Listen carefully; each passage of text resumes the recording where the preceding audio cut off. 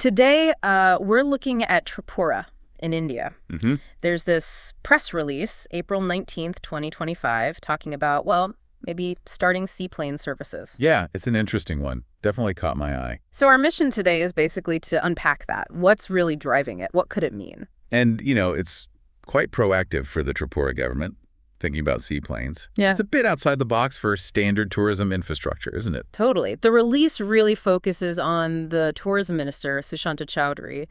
He sounds pretty excited. Well, yeah.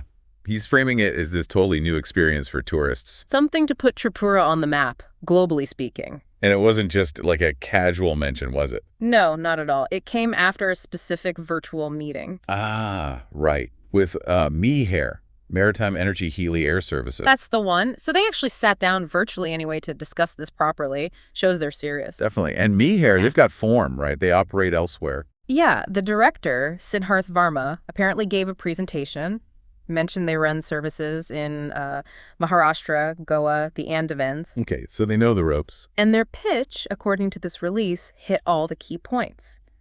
More tourists, better connections to remote spots, boosting the economy, creating jobs.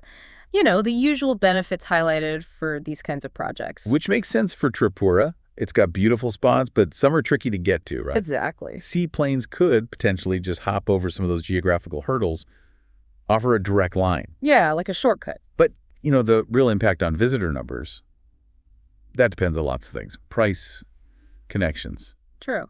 So the release names specific locations they talked about? It does.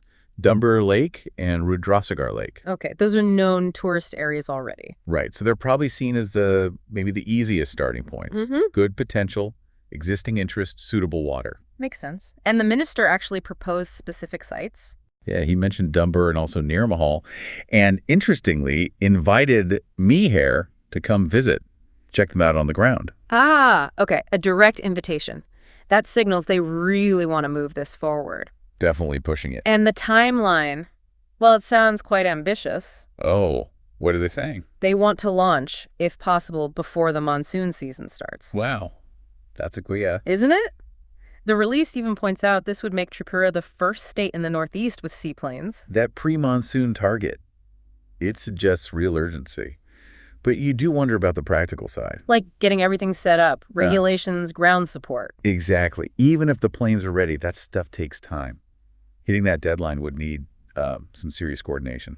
Seems like they're trying, though. The meeting had quite a few officials present. Oh, yeah. Ooh. Let's see, secretaries from Transport and Tourism, additional secretary from Transport, even district officials from Delhi and Sipahela. Okay, so multiple departments involved. That does suggest it's being taken seriously across the board. So if you had to boil it down, what's the main takeaway here? I think the core thing is that Tripura is genuinely actively looking at seaplanes as a way to, maybe shake up its tourism sector. Focusing initially on Dumbar and Rudrasagar? Right. With this quite punchy pre-monsoon goal, it shows a real drive to innovate in that region. Definitely. Which brings us to maybe a final thought for our listeners to chew on. Go on. Beyond just bringing in more tourists, think about what introducing seaplanes might do for the actual communities living near Dumbar Lake or Rudrasagar. Yeah. Accessibility, maybe new kinds of jobs, economic ripples. Exactly. What other effects, maybe ones we haven't even thought of, could this have locally on the economy, maybe even the environment? It's a fascinating question. Lots to consider there. Indeed. Thanks for diving deep with us today.